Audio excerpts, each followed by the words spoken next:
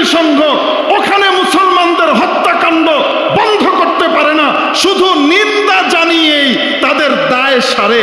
এই রকম জাতিসংঘ নামের অজাতিসংঘের কোন অফিস আমার এই দেশে খুলতে দেওয়া হবে না। আমাদের বাংলাদেশে শুনলাম মানবাধিকার প্রতিষ্ঠার জন্য জাতিসংঘের মানবাধিকার কমিশনের অফিস খোলা হচ্ছে। কেন খোলা হচ্ছে, কি উদ্দেশ্যে খোলা হচ্ছে, সেগুলো নিয়ে আজকে আমি আলোচনা না করলেও চলবে, আপনারা সকলে জানেন এবং বোঝেন।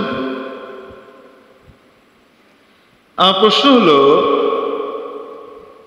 এই জাতিসংঘের মানবাধিকার কমিশনের অফিস ফিলিস্তিনে আছে। সেই ফিলিস্তিনে এই অফিস থাকা অবস্থায় প্রত্যেক দিন আবাল যুবা বৃদ্ধ বনিতা ছোট্ট শিশু পর্যন্ত হত্যাকাণ্ডের শিকার হওয়া থেকে বাঁচতে পারছে না। ত্রাণ নিতে যাচ্ছে, যারা খাবার নিতে যাচ্ছে, সেই খাবার নিতে যাওয়ার গ্যাদারিং এর উপরে প্রতিদিন গুলি বর্ষণ করছে আর হত্যাকাণ্ড চালাচ্ছে। জাতিসংঘের হাই কমিশনের, জাতিসংঘের মানবাধিকার কমিশনের অফিস ওখানে কানের মধ্যে ঠুলি পুরে আর চোখের মধ্যে পট্টি লাগিয়ে চুপ করে বসে আছে। যেই জাতিসংঘ ওখানে মুসলমানদের হত্যাকাণ্ড বন্ধ করতে পারে না, শুধু নিন্দা জানিয়েই তাদের দায় সারে। এই রকম জাতিসংঘ নামের অজাতিসংঘের কোন অফিস আমার এই দেশে খুলতে দেওয়া হবে না। ফায়জলামের একটা সীমারেখা থাকা দরকার। আসলে এর নামটাই তো ভুল, একে জাতিসংঘ বলাটা এটাই ভুল। কারণ কি, দেখেন মানুষে মানুষে কি হয়, মানুষের বাচ্চা মানুষের বাচ্চা এক জাত, বান্দরের বাচ্চা বান্দরের বাচ্চা এক জাত নাকি? সাপের বাচ্চা সাপের বাচ্চা কি হবে? এক জাত।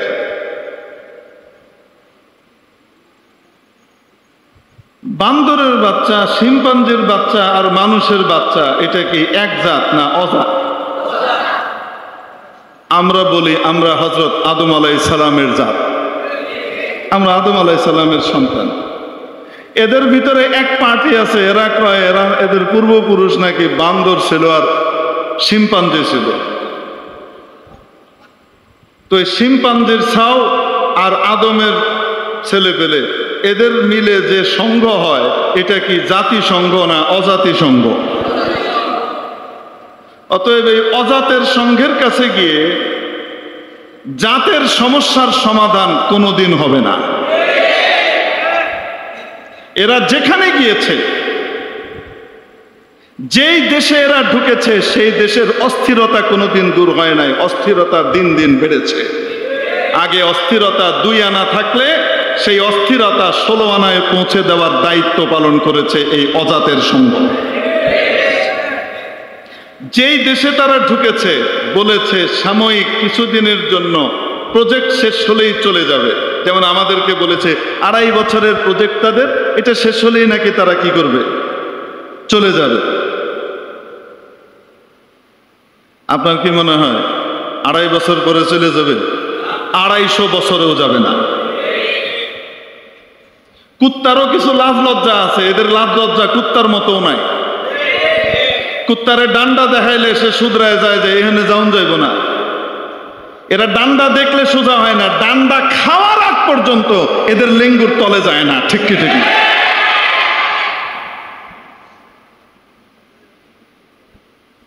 প্রয়োজনে যদি ডান্ডা দেওয়া লাগে, কুত্তারে যদি মুগুর দেওয়া লাগে, আপনারা ঐক্যবদ্ধভাবে দিতে রাজি আছেন তো?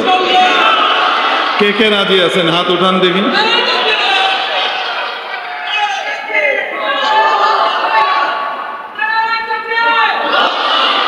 দেখেন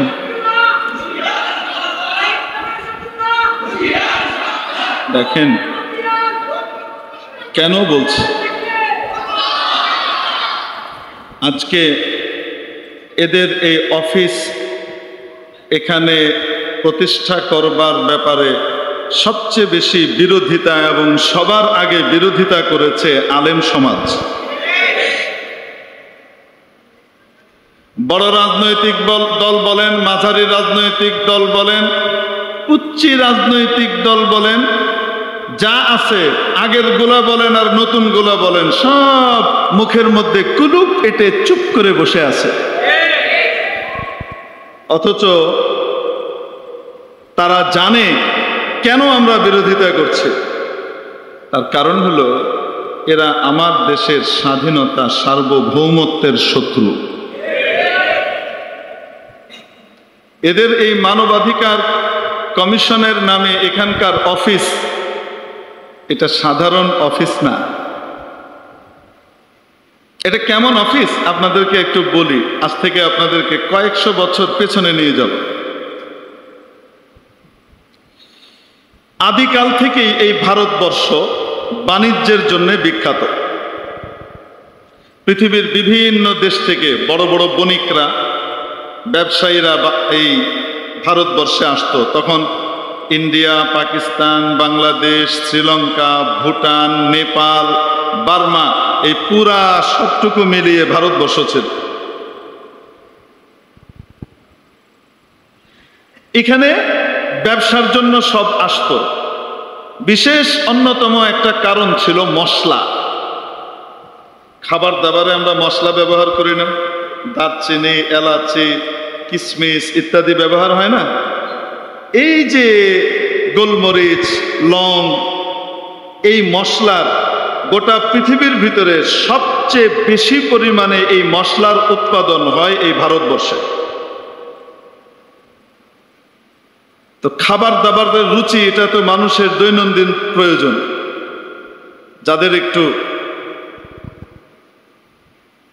শৌখিনতা আছে, তারা শৌখিন খাবার খেতে পছন্দ করে, সেগুলোর জন্য মশলার বিকল্প নাই। এজন্য ব্যাপক চাহিদা ছিল এদেশ থেকে মশলা রপ্তানি করা। তো ব্যবসার জন্য ইংরেজরা আসতো, আরবরা আসতো, পর্তুগিজরা আসতো, সবাই এসেছে এখানে। আরেকটি ব্যাপার হলো এদেশের সুতি কাপড়, এদেশের কটন, পিওর কটনের যে কাপড়, বিভিন্ন ক্যাটাগরির এই মানের কটনের কাপড় পৃথিবীতে অন্যান্য জায়গায় তৈরি হতো না, এই ভারতবর্ষে তৈরি হতো। 3, স্পেশালি মসলিন, রেশমি সুতো দিয়ে তৈরি করা পাতলা ফিনফিনে মজবুত কাপড়, এটা তৈরি হতো একমাত্র এই বঙ্গদেশে।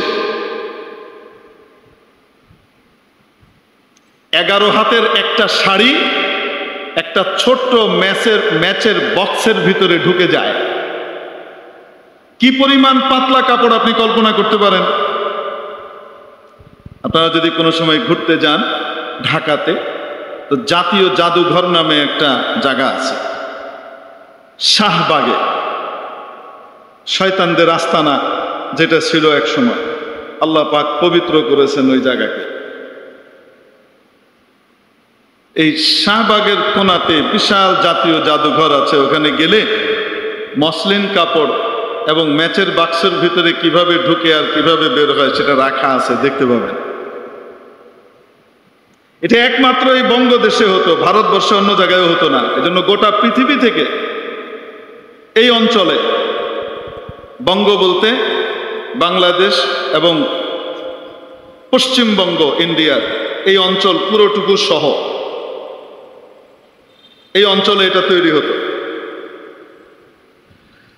তো ব্যবসার জন্য তো সবসময় আসতো।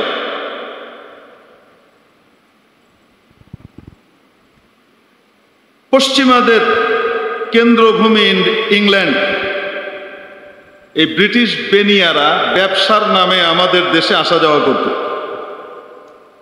তারা বাদশাহ আওরঙ্গজেব আলমগীর রহমতুল্লাহ আলাইহির দাদা, বাদশাহ শাহজাহানের আব্বা, সম্রাট জাহাঙ্গীরের কাছে একটা আবেদন করলো। এই আবেদন এরা আগেও করেছে, কিন্তু হুমায়ুন আকবর তারা এই অনুমতি দেয়নি। বাদশাহ জাহাঙ্গীরের কাছে তারা আবেদন করলো যে আমরা ব্যবসার জন্য আসি, যাই, রোহিঙ্গা হয়ে থাকা লাগে, আমাদেরকে একটা জায়গা যদি দেন তা আমরা ওইখানে নিরাপদে আসা যাওয়া করব, আমাদেরকে একটা কুঠি নির্মাণের অনুমতি দেন।